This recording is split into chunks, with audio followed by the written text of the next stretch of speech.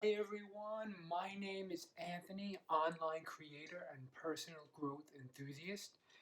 Thank you so much for pressing play on this video. And today I want to present a simple idea to you on goal setting, but from the perspective of your state of being. You see, typically most people set goals by thinking in terms of all the actions they're going to take in order to accomplish their goal, all the different things they're going to do, all the new habits they're going to implement in their life. Especially right now, with the state the world is in, with all the uncertainty and instability, it is very easy to get caught up in thinking of all the different things you need to do differently in order to transition, in order to adapt to all the change, in order to get ahead or in order to stay afloat even. With a new year comes the propensity to create New Year's resolutions, and typically people do that by thinking of all the things they're going to do in the upcoming year, all of the actions they're going to take, or all the different things they're going to do differently. But what I would like to pose to you is a different perspective on goal setting. What if instead of defining your goal based on all the actions you're going to take and all the different things you're going to start doing differently, what if you took the perspective of your goal of how can you start thinking differently? You know, there's this famous personal growth teaching that has been said by so many different authors and teachers in so many different ways, and it's very powerful. It goes something like this: who you are being is more important than what you are doing. Just think about that for a second. Who you are being is more important than what you are doing. So, in other words, any action you take towards your goal will not nearly as important as your state of being. With that being said, what is your state of being? I'm defining your state of being as the interplay between your thoughts and your feelings. In Dr. Joe Dispenza's awesome book, Breaking the Habit of Being Yourself, he presents a formula for what creates a person's state of being. And he defines it as the pattern of thinking that creates familiar feelings. And over time, a person then begins to embody those feelings. They begin to embody those thoughts. Essentially, this creates a person's personality. But there's good news here.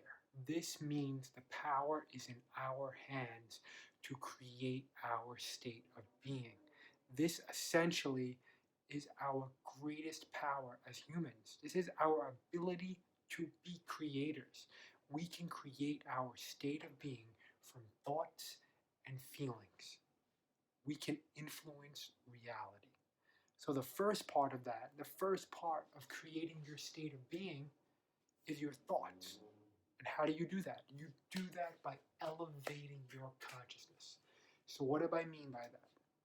I mean becoming more conscious. So, here are some ways how you can elevate your consciousness to create the state of being you want. And this will help you in going after your goals. So, first, and this is something I recommend you do every day, set the intention that every day you are going to be present in every single moment. In whatever you are doing, you are going to be present in every single moment. This will allow you to become more conscious of your thoughts. This is what you want to be. You want to set the intention to every day to try to be so conscious of your thoughts. And not judge your thoughts, not analyze your thoughts, but just be conscious of them. Be conscious of them. Set that intention. Next, know that your thoughts are not your enemy. Your mind is not your enemy. When you have limiting thoughts, when you have negative thoughts, your mind, your thoughts are not your enemy. But even more than that, you yourself are not your thoughts. You are not your thoughts. Tell yourself every day, I am not my thoughts.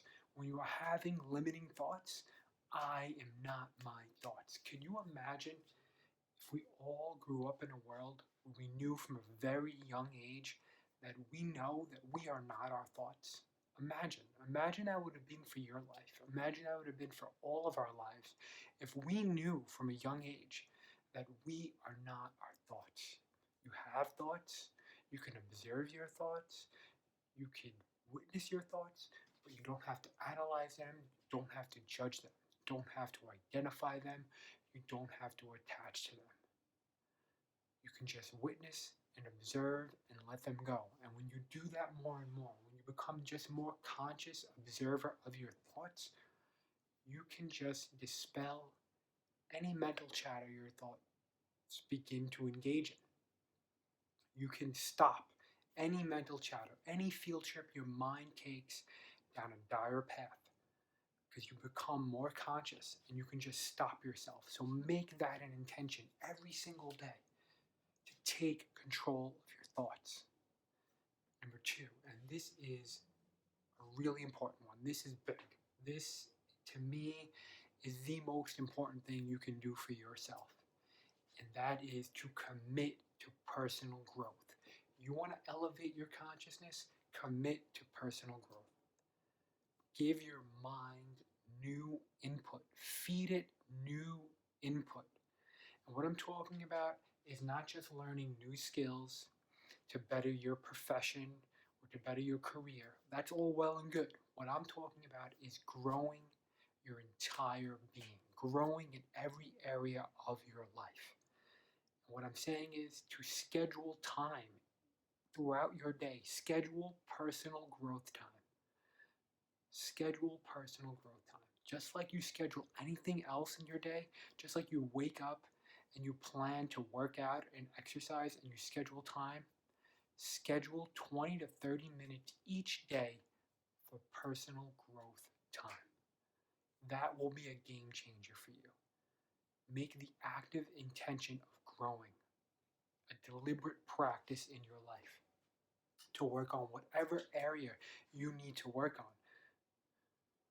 When I did that, it was a complete game changer for me. It is so powerful. You begin to grow like crazy when you commit yourself to growing, when you make personal growth an endeavor in your life. You begin to open your mind up to new insights, new ideas, new perspectives that you otherwise would dismiss. That is elevating your consciousness. And the best part of doing that, the best part of committing to personal growth, is that everything else in your life benefits. Everyone else in your life benefits. You yourself become a better spouse, a better parent, a better friend, a better coworker, a better boss, a better business owner, a better member of your community. Everything and everyone benefits. Everything you're involved in benefits. You elevate your consciousness when you grow, everyone else elevates. And that really is the essence of elevating your consciousness. Your elevation brings about other people growing. That's the best part. Okay, so to recap, think in terms of your state of being when pursuing your goals. Think in terms of your state of being, not the actions you're going to take. Think in terms of your state of being, and that is your thoughts and your feelings. And you can create your state of being. And the first part of it is to elevate your consciousness. And you can elevate your consciousness by making the intention every day to being conscious of your thoughts, to being present in every single moment. And number two, to make personal growth a deliberate practice in your life. Schedule that 20 to 30 minutes each day on personal growth. It will change your life. So that's it for today. Thank you very much. In a week or so, I'm going to create a part 2 to this where we'll talk about the second part of the formula for creating your state of being, your emotions. But until then, thanks for tuning in. If you can hit the big subscribe button, I will really appreciate it.